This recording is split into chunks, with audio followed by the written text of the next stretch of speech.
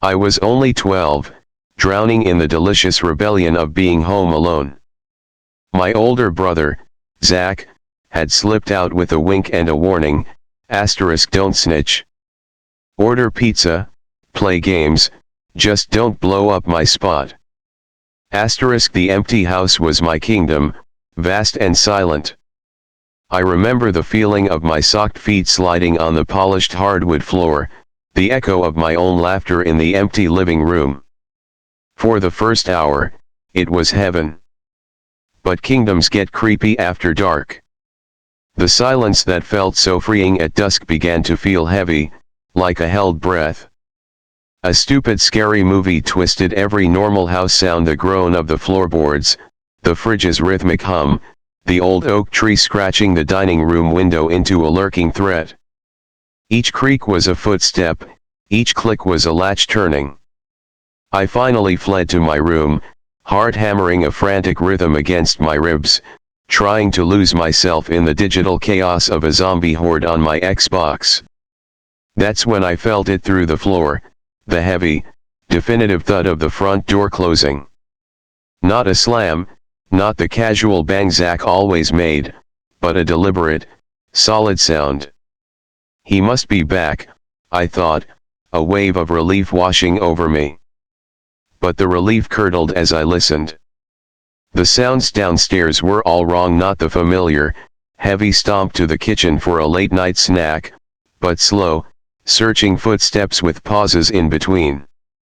A drawer sliding open in my dad's study. The soft, grating noise of something heavy being dragged across the rug. My blood turned to ice water when I peeled back my bedroom curtain and peered out into the moonlit driveway.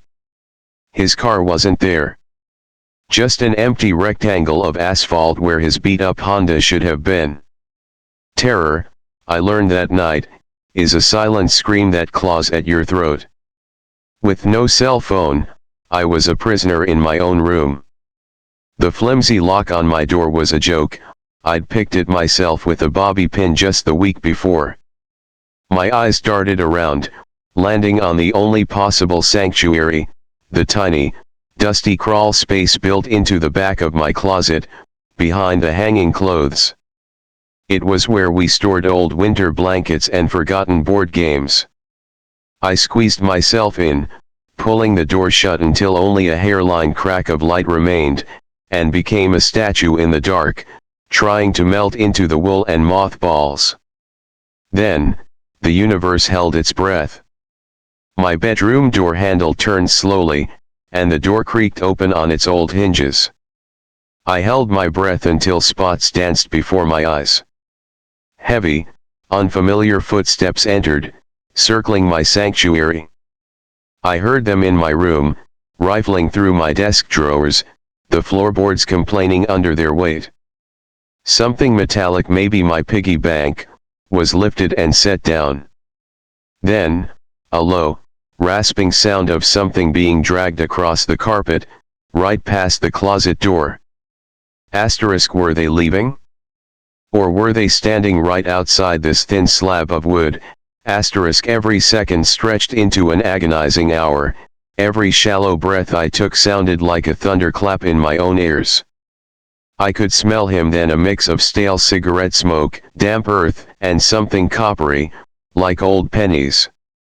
It was 2 full hours, by the glowing digits of my alarm clock visible through the crack, before I heard Zach's angry, real voice calling my name from the foyer.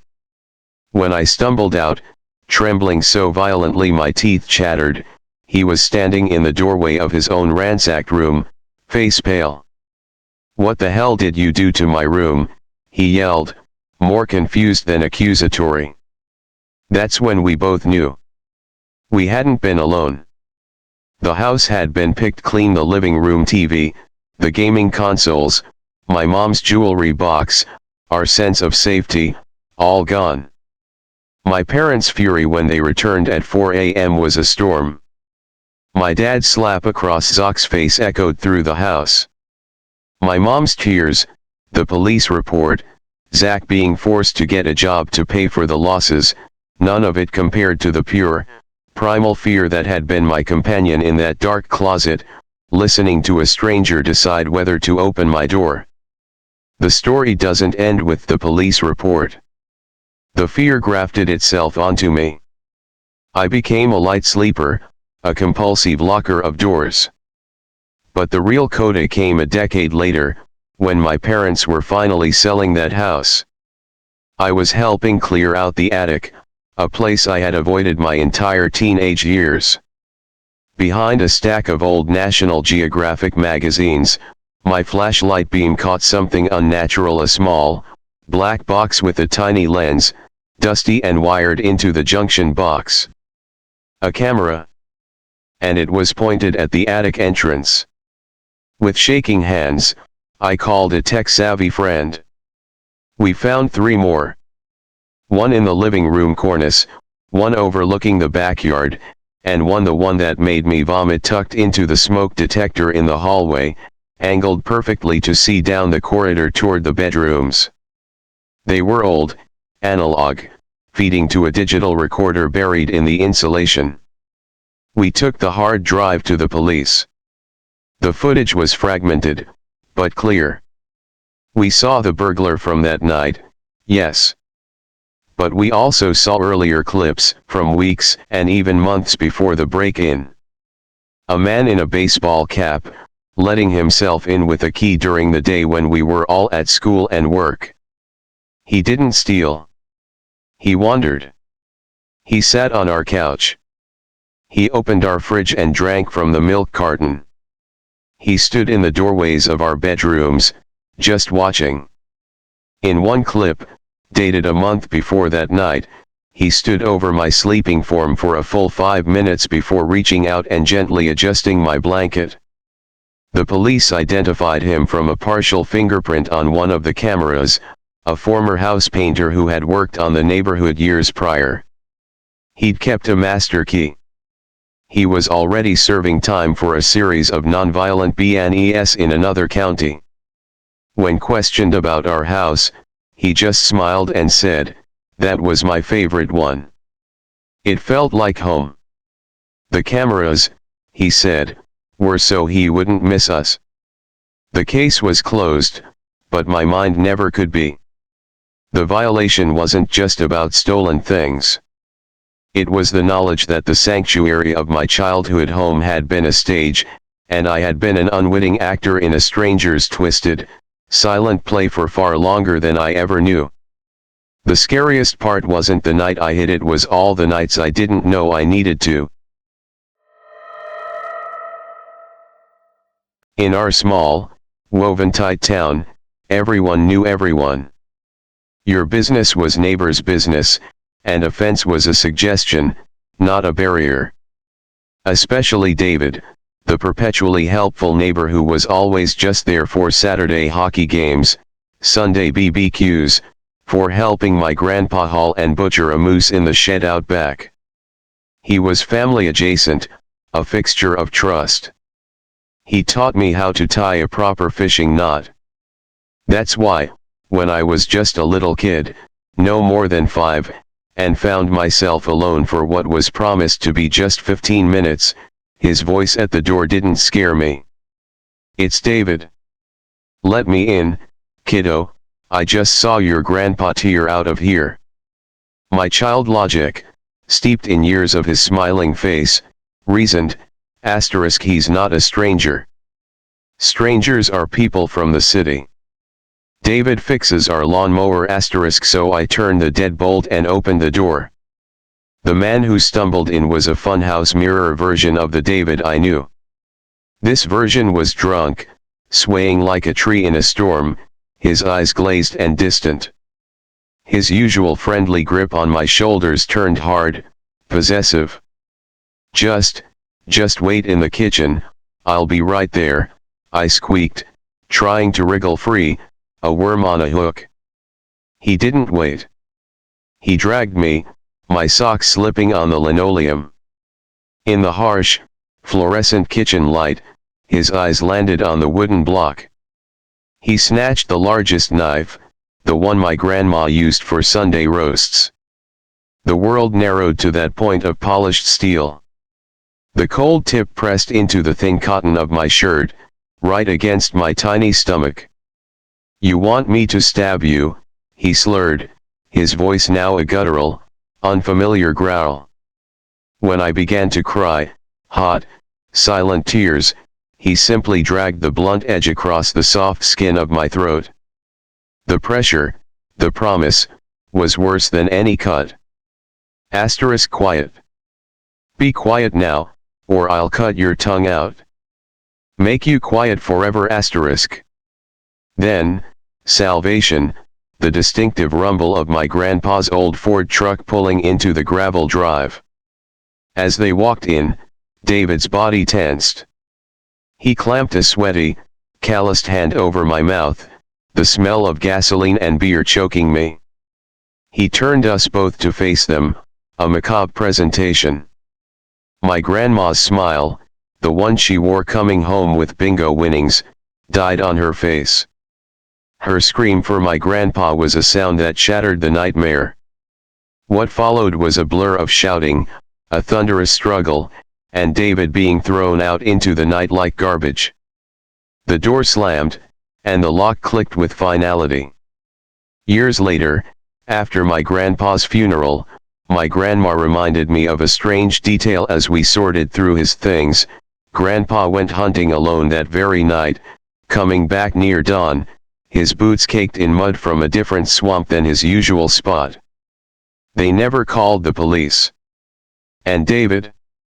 He simply vanished from our town. His house was emptied within a week, for a job out west, people said. I thought that was the end. But stories in small towns have deep, tangled roots. When I was in my late 20s, my grandma passed. Clearing her house, I found my grandpa's old army footlocker in the basement. Under his uniform was a smaller, metal lockbox, sealed with a rusted padlock I had to break. Inside weren't war medals. There was a faded map of our county, with 7 small, red X's marked in pencil. Our house was the last. There was a list of names and dates, going back 12 years. And there were photographs, Polaroids gone sticky with age, of men. David was in several, but so were others. A familiar face who ran the corner store, a man who sang in the church choir. In each photo, they were with children at town events, at the county fair, by the lake. The photos were innocent, but the context of the box made them sinister. Paper clipped to the map was a yellowed clipping from the local paper, 10 years before I was born.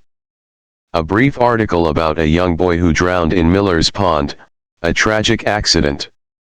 The boy's name was circled. Scribbled in my grandpa's handwriting in the margin was, * not an accident. Warn the father.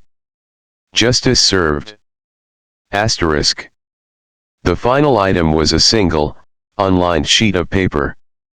It read, in the shaky script of my grandfather's later years, * sometimes the law is a slow, blind horse.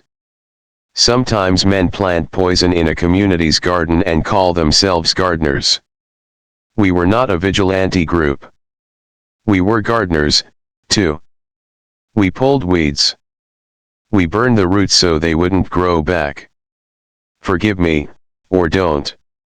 I sleep just fine. * I burned the contents of the box in our old backyard fire pit, the same one David had helped my grandpa build. The flames ate the evidence of a secret, protective justice that lived in the shadows of my peaceful childhood. I never told a soul. But sometimes, when I visit what's left of my hometown, I look at the old men drinking coffee outside the diner, their eyes wise and weary, and I wonder how many other weeds they pulled, and what exactly they saved from growing in the dark. The offer was too good for my 15-year-old, stoned brain to refuse. A few hits off my friend Mason's coveted weed pen, in exchange for letting our mutual friend Neil crash for one night. Neil had been acting weird lately, spacing out in class, laughing at nothing but teenage weirdness has a wide spectrum. How bad could it be? The moment Mason's tail lights disappeared around the corner, the temperature in my house seemed to drop 10 degrees.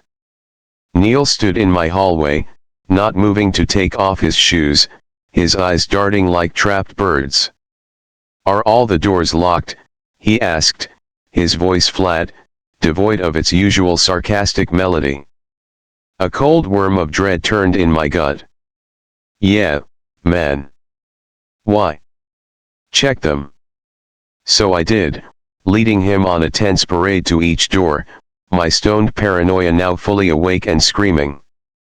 After confirming the last lock, he didn't speak. We stood in the silent hallway for a beat too long.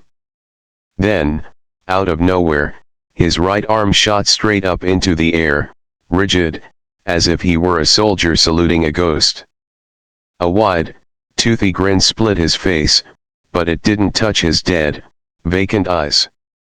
He held the pose for a 5 count before dropping his arm, the smile vanishing as if switched off. My skin crawled. In the kitchen, as I fumbled for water bottles in the fridge, I saw his reflection in the black window over the sink. His head was turned not toward me, but toward the wooden block on the counter. His hand was drifting toward it, fingers curling slowly. I lunged, crossing the kitchen in 2 strides, and grabbed his wrist just as his fingertips brushed the handle of a steak knife. I slammed the drawer shut with my hip, the bang echoing in the quiet house. He didn't jump. He didn't yank his hand away. He just turned his head slowly and looked at me, then let out a single, hollow ha, a parody of a chuckle. The fear that hit me then was chemical, pure survival instinct, the same a rabbit feels when the shadow of the hawk glides over. Asterisk, get him out. Now asterisk. I faked a calm I didn't feel. It's stuffy in here. Let's go to the park, get some air. I ushered him toward the laundry room door to the driveway, making sure he stepped out first. I just need shoes, go ahead, I said, my voice trembling. The moment he was 2 steps onto the asphalt, I slammed the door, threw the deadbolt, and sprinted to the kitchen. With trembling hands, I pulled every knife from the block, paring, chef, bread, boning, and carried the deadly bouquet upstairs, hiding them under my mattress before calling my brother, my words tumbling out in a panicked rush. When my brother and his friends pulled up, Neil was standing in the middle of my driveway, staring at the moon. He wasn't ranting yet, just muttering. But as they approached, it started, a convoluted, frantic monologue about the school's basketball coaches being high-level Illuminati members, about plays being encrypted messages, about his father being replaced by a shapeshifter who was going to harvest his soul that very night. "He can't do it if I'm not home, or if I'm not alone," Neil said, his eyes pleading and terrified. "Or if someone else gets harvested first." Later, after a friend had driven a sedated, crying Neil home, Mason called me, his voice raw with guilt. He confessed the full truth of the car ride. Neil hadn't just been reading a manifesto, he'd been composing one on his phone's voice memos. Mason played me a snippet he'd saved, his own shaky breathing audible in the background. Neil's voice was chillingly calm, asterisk, the clarity is beautiful. The voice is so clear. It says it has to be a transaction of trust. Mason is the driver, so he is the conduit, not the subject. But his friend, the one whose parents are gone, he's perfect. He's isolated. He has the tools in his kitchen. The voice wants to see the color of trust when it leaks out onto the tiles. I don't want to, but the voice says it's the only way to save my dad. The only way to make the screaming stop. Asterisk. Mason had deleted the full recording, terrified of the liability. I just wanted him out of my car, he wept. I thought he'd be safe with you. I thought he'd just sleep it off. We all thought it was over a horrific, drug-fueled psychotic break. Neil was institutionalized, diagnosed, medicated. He returned to school a ghost of himself, his vibrant chaos replaced by a flat, medicated placidity. We tiptoed around him. The twist came 2 years later. I was in a psychology elective, and our professor was discussing rare cases of external influence on psychosis. He mentioned a decades-old, declassified CIA experiment from the Cold War called Project Chatter, research into using targeted radio frequencies to induce suggestible states, even implant specific thoughts or commands. It was shut down, deemed unethical and unreliable. A memory, sharp and cold, stabbed me, the night Neil was in my house. When I'd grabbed his wrist in the kitchen, I'd felt it. A small, hard lump just beneath the skin on the inside of his forearm, like a grain of rice. I'd written it off as a cyst in the moment. Now, it haunted me. I tracked down Neil. He was working at a library, quiet and calm. Over coffee, I asked him, carefully, about that night. He remembered very little, just fog, fear, and a radio station in his head he couldn't turn off. I asked about the lump. He pushed up his sleeve. A faint, pale scar about an inch long marred his forearm. They found it during one of my scans at the hospital, he said quietly. A tiny piece of something. Metallic. The doctors said it was probably from an old childhood accident, a piece of pencil lead or something that got encapsulated. They took it out. Did they let you keep it? I asked, trying to sound casual. He shook his head. No. They said they sent it to pathology. But I never saw a report. I did a public records request years later, after getting into investigative journalism. The hospital had no record of removing a foreign body from Neil during that admission. The surgeon who operated on him had died in a single car accident 6 months after Neil's discharge. The friend who had driven Neil home that fateful night? His father just happened to be a retired electrical engineer who had worked as a contractor for a Defense Department research facility in the 80s. I never found a smoking gun. No proof. Just a constellation of eerie coincidences, a scared kid used as a puppet, and the lingering, unshakable suspicion that Neil's voice didn't come from a chemical imbalance in his brain, but from a specific, targeted frequency broadcast to a receiver under his skin. Sometimes, when I hear static on the radio, I think of Neil's empty smile in my hallway, and I wonder who was really holding the knife that night, and from how far away. The rule was simple, drilled into me: never answer the door for strangers. But nobody had thought to warn me about the man already inside the house. I was 10, the king of my suburban cul-de-sac, playing a solitary game of basketball, counting down the imaginary clock. The spring sun was warm on my neck. I dribbled, jumped, released, and felt it. That primal, prickling sensation of being watched from a hidden place. I caught the ball and slowly turned. My eyes traveled up the white siding of our 2-story house, to my sister's bedroom window on the 2nd floor. A dark, shapeless figure stood perfectly motionless behind the half-open blinds. Just a silhouette, a cutout of a person against the lighter gloom of the empty room. Everyone was supposed to be gone. Panic, cold and immediate, propelled me inside. I locked the back door, my hands clumsy. The house was too quiet. "Hello," I yelled, my voice thin and high, echoing in the vaulted foyer. "Dad? Mom?" The reply came not from around me, but from above.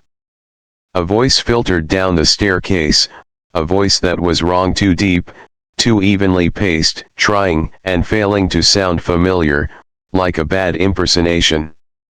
"Rad, come upstairs." I didn't think. I ran. Not upstairs, but to the kitchen wall phone, my small fingers stabbing the numbers for my mom's cell. The police came, lights splashing red and blue against our house. They searched with flashlights and quiet voices, checking closets, under beds, the attic crawl space. They found nothing. No sign of forced entry. No one. My mom, home now, hugged me, but her eyes held a flicker of doubt. "Maybe it was a shadow from the tree, honey." The police officer suggested a reflection. I became a story about an overactive imagination. I almost convinced myself, until I woke up. It was the deep, velvety black of 3 a.m. I didn't know what woke me, not a sound, but a shift in the atmosphere, the feeling of a space suddenly becoming occupied.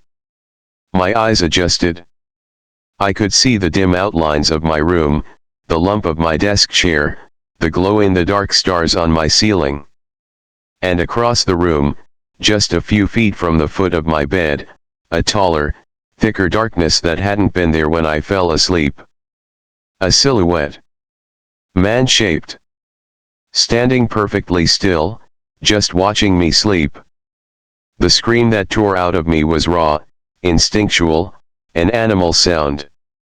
The figure didn't startle. It moved with a terrifying, efficient speed. 2 long strides across my room, hands on my window sash, a smooth upward slide, and then it was gone, a fleeting shadow against the night, landing with a soft thump on the roof of the screened porch below. My parents burst in. My dad ran to the window, then barreled downstairs and outside, barefoot in his pajamas. He found nothing. Not a footprint, not a snapped twig. Just the lingering chill of the night air coming through my open window.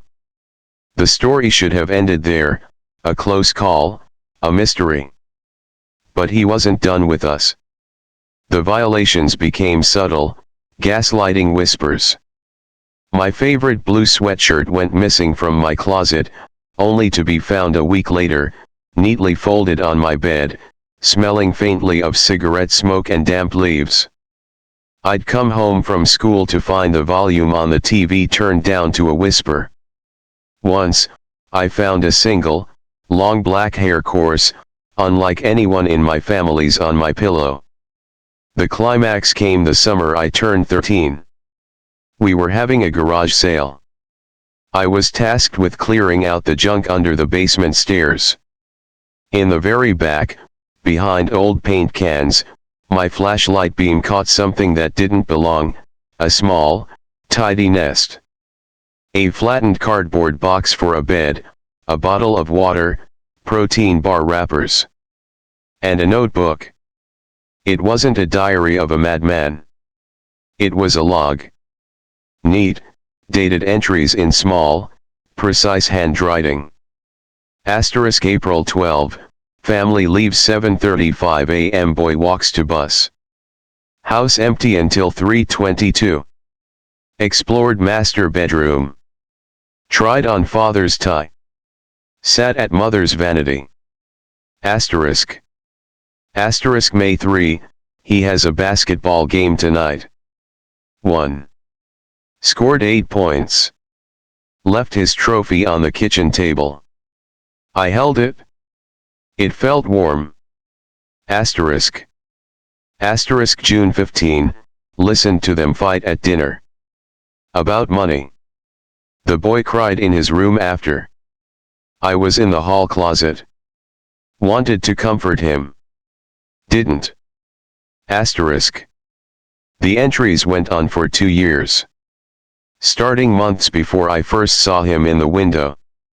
They detailed our routines, our conversations he'd overheard through vents, what we ate for dinner.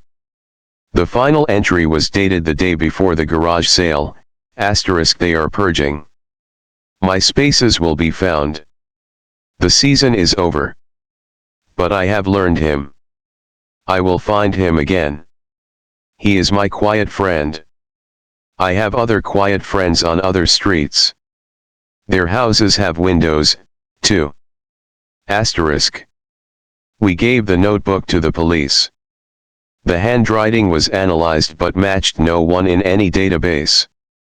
The detective, a weary man, told my parents, "This is the work of a profound obsessive. He's likely been in and out of your home dozens of times, probably had a key from a previous owner or knew how to manipulate a window you thought was locked. He's a ghost." We moved across town that fall. I got a dog, a big, barky German shepherd. I never saw the man again. But the damage was a seed that grew inward. I became a man who checks locks 3 times, who has cameras at every door, who can't sleep with the closet door open. The true horror wasn't the night he stood in my room. It was the notebook. It was the meticulous, patient record of our lives, proof that the monster wasn't outside trying to get in. He was already inside. He was in the fabric of our home, a silent thread woven into our daily lives, watching, learning, waiting. And the most chilling line, the one I see when I close my eyes, wasn't a threat. It was a promise: I have other quiet friends. It meant I wasn't special. I was just practicing.